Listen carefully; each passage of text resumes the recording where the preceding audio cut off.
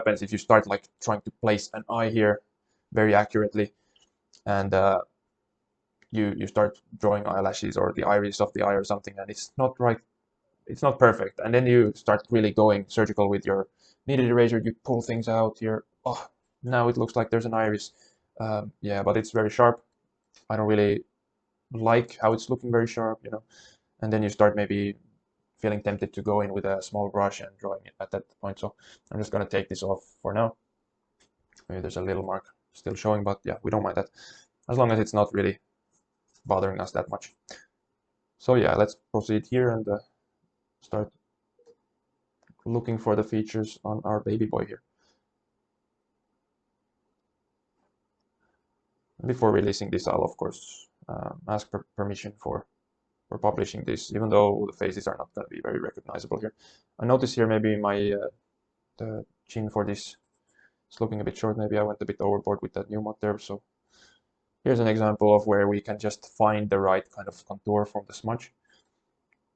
Let's separate. There's kind of this direct straight line here, and then it drops off down here.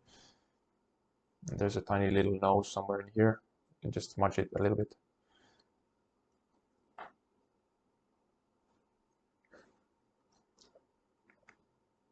And yeah, then we can actually go in and start finding the outline. As you can see, I can just reveal the outline from here.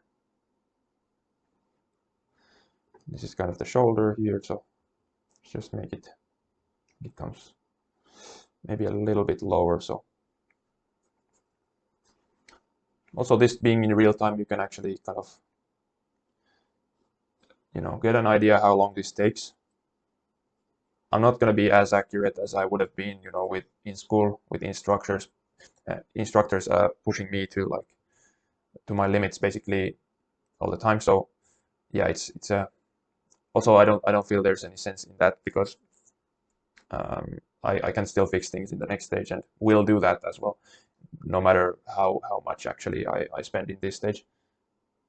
Well, maybe I can actually refine it, but then, you know, if we make a really crisp, fully outlined drawing at this stage, then we're going to get tempted to paint by numbers, basically, where you just kind of really start coloring in the areas by the outline, and we get a really like sharp look to the whole image.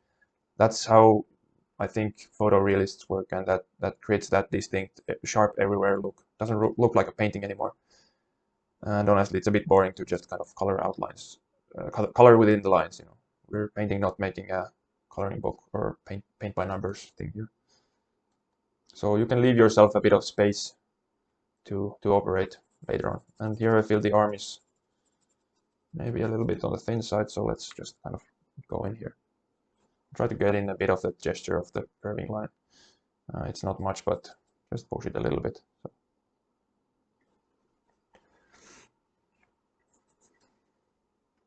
Start placing the rest of the information.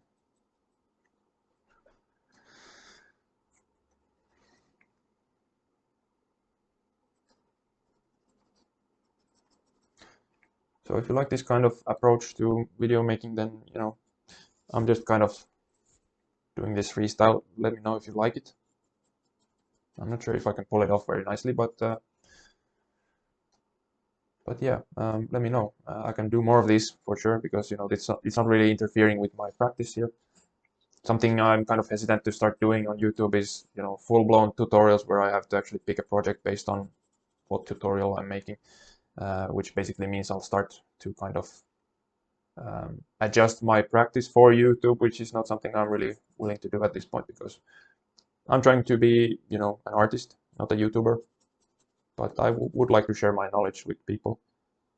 I think the world can use a bit more art, and you know, there's a lot of great resources on YouTube about this stuff, but I've found that you know, traditional or academically trained artists tend to kind of make courses that you know, require you to spend money to get access to information, and there's a lot of teasers and stuff like that, so there's a bunch of free stuff out there as well.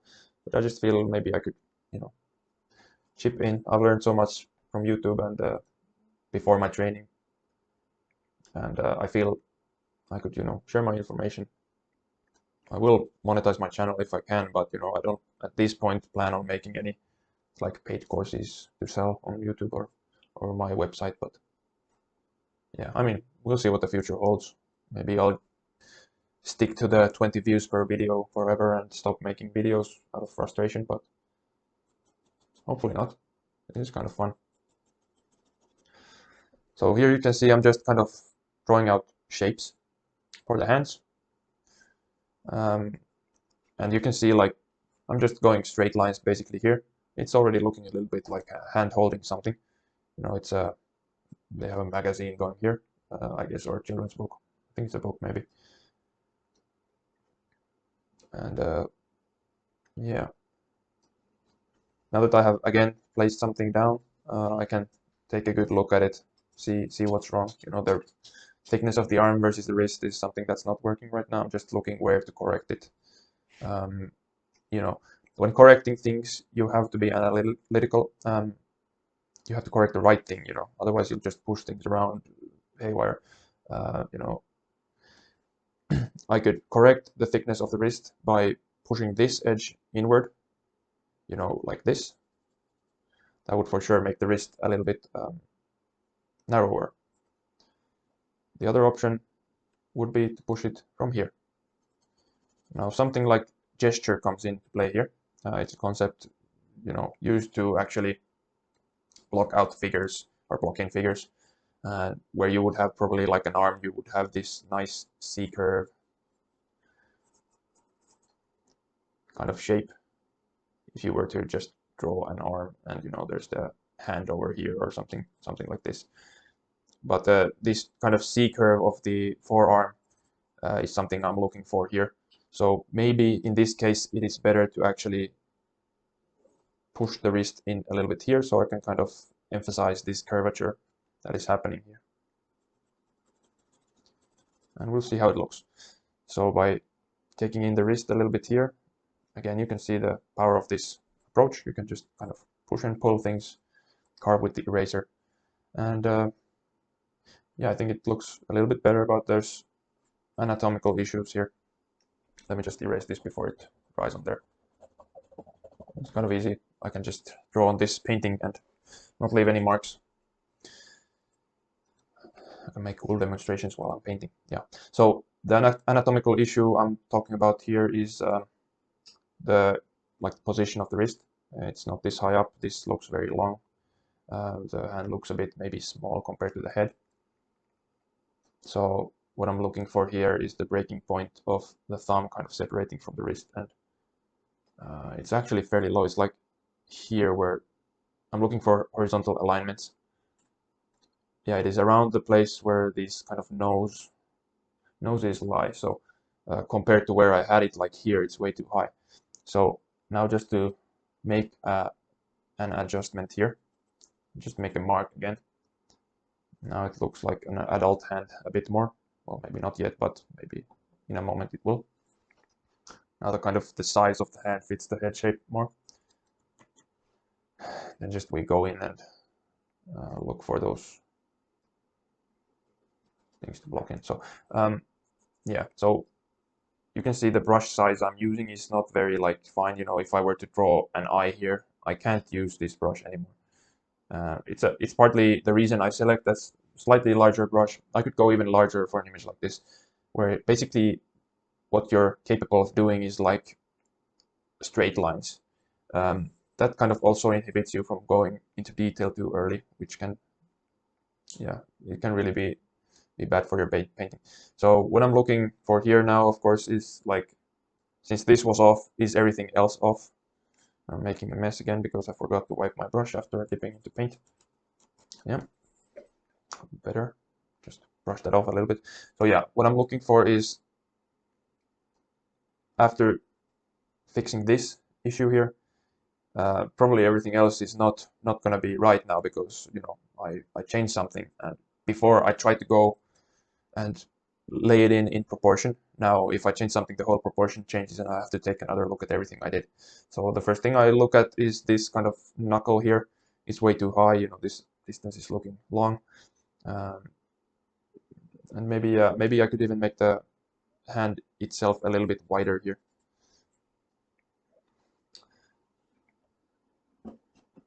It's probably partly because it's too long, and probably partly because it was a bit too narrow, the kind of the palm area or the back of the hand area here. But yeah, the knuckle is too high, so I have to bring it down. And this is where you can see actually shapes help you, since what I'm seeing here, talking about negative shapes, uh, which are the shapes that are kind of left around the thing you're actually drawing. So there's this weird shape here, and I am definitely not seeing something like that on the reference image there. So I'll just try to kind of put in something like that on my painting from the reference, and that can guide me towards my next kind of step here. So yeah, just roughly like that. Maybe we went a bit too much there. And as you can see, the lines are still pretty much erasable at this point. And basically making marks is very non-committal, because you can just move them around so much. You can really see the strength of the approach here. The reason why I actually wanted to demo this with a portrait is because there are so many things you nudge around and move around while making this. I mean, this is still a very early stage of a portrait plugin.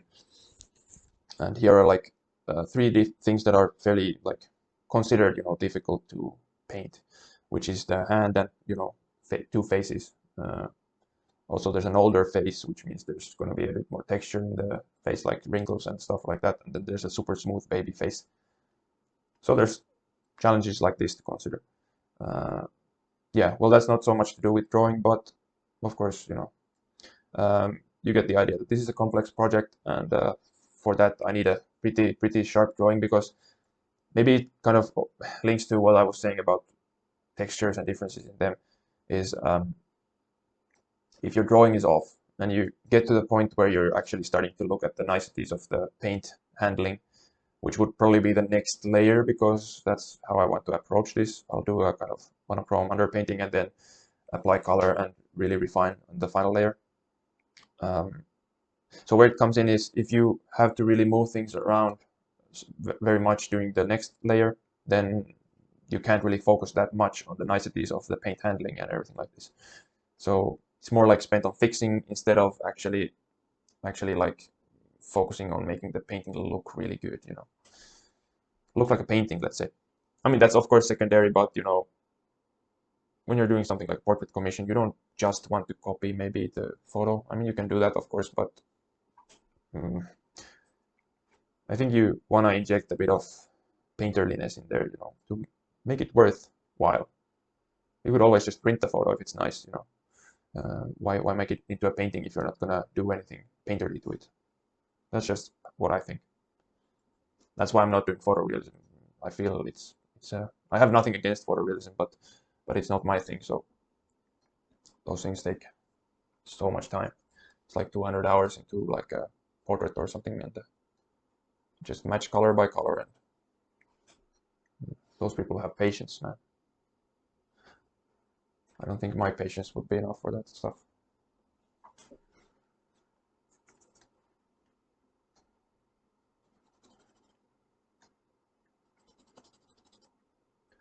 So here you can see, fixing some things, focusing a bit on the hand here. What's happening here is kind of the fifth finger here. The knuckle is showing, but the fingers are bent, so we can't see it. The fourth finger is kind of going behind these two here. And then there's the separation of the fingers, which it's a detail. We don't really have to have that here. So what we can actually see here is like the second and third fingers and a bit of the thumb, which is kind of wrapping around in there. And then the other hand behind here, which is showing a little bit. I think we're going to leave this hand in behind quite blurry because it's not that important for me. I think we want to focus more on here. Coming back to the photorealism painting thing, so you have to make choices, be selective. But what are you actually going to paint, like, and focus on? I mean, here we have a couch in the background that they're lying on. The couch has a bit of like texture here. I'm not gonna like start painting meticulously like canvas, or not canvas, but the fabric texture there. I don't think it makes sense. Having a super light textured bit here would really take away from the portraits. So I'm gonna see how I handle that. It's gonna be lighter for sure because the silhouette thing is kind of what defines this composition. But yeah, we'll see how it goes. And yeah, actually I think here with the hand, I'm gonna push it maybe a bit towards the left. I see again with the negative shape, I see this is actually kind of going towards the edge all the time here. So that's one way to correct it. So try to match the negative shapes when you're trying to be really accurate with the drawing. It's a bit of an alignment here going kind of diagonally to the base of the thumb there. Yeah, we want to make this a bit thinner, I think, so it doesn't distract us too much.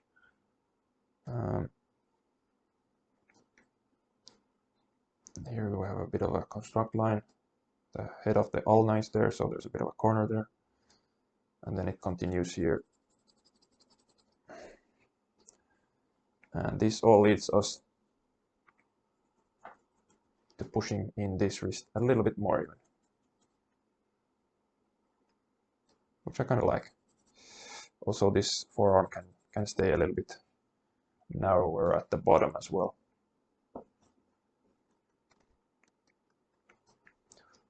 Just drawing a little line for the mouth there.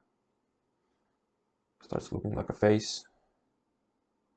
Wipe a little bit of the excess smudginess there. Maybe like this, so it looks more like a brow. Yeah, so it's just a lot of work to make these kind of construction drawings. What I mean by construction is you're kind of looking for the rough, kind of chiseled out shapes of things. Now maybe with this arm and hand I went a little, I won't say far, you know, it's still very unrefined, but maybe I didn't have to go that much into detail at this point. And just want to clarify things for yourself, honestly. If you have a very clear idea what you're gonna do next with the map you've created here, then of course you could like start underpainting from here. And I think I could, since I have the big proportions in, and sometimes it's not very useful to put in the features if they're gonna be like more or less lines, because you could paint those wet into wet and then you get all this kind of softness and niceties to the features as well. If you just paint lines, then you're gonna be tempted to I mean, in the underpainting, when you draw features with outlines or something like this, then it's going to be difficult to paint over them and keep the same quality of the drawing afterwards. Sometimes it's going to work, but of course the features and the likeness is something that is very important in the picture, being a portrait commission. Here I'm just going to raise the brow a little bit so kind of looks more like the model, so I'm not distracted by it. There's already a bit of details here, but yeah, I think this is a good time to take a break. I'll just add this kind of edge of the shirt here, so we can see the neck isn't continuing after that. So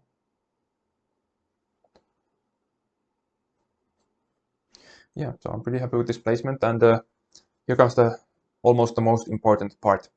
Take breaks. When you come back, you will see how bad your drawing is very easily, and you will feel despair, and then you have to collect yourself and start fixing things. But you know, you can do it.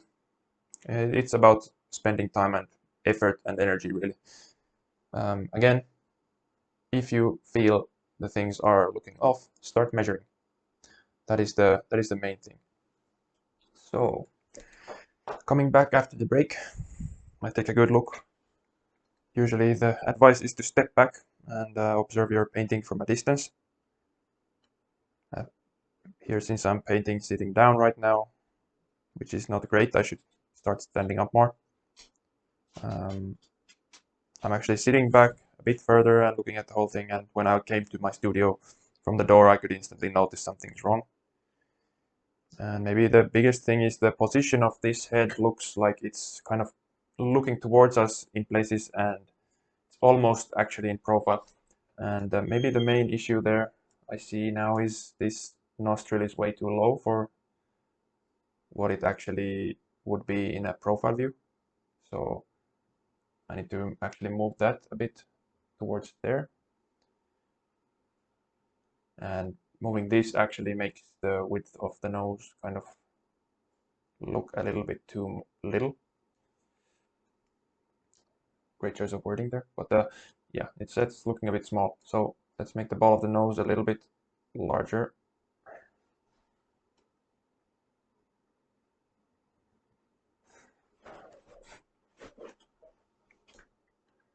And now the ball of the nose is looking a little bit too big, maybe.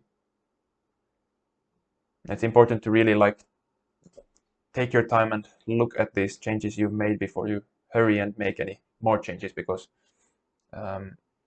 you can get into this loop of correcting and adjusting without actually looking properly in between to see if the change you made was actually good or not. So if you don't look, you can't tell if it's going to be working or not. So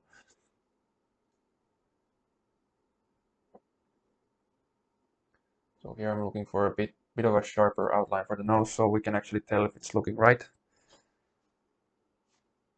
think it is definitely better now. Not perfect, but better.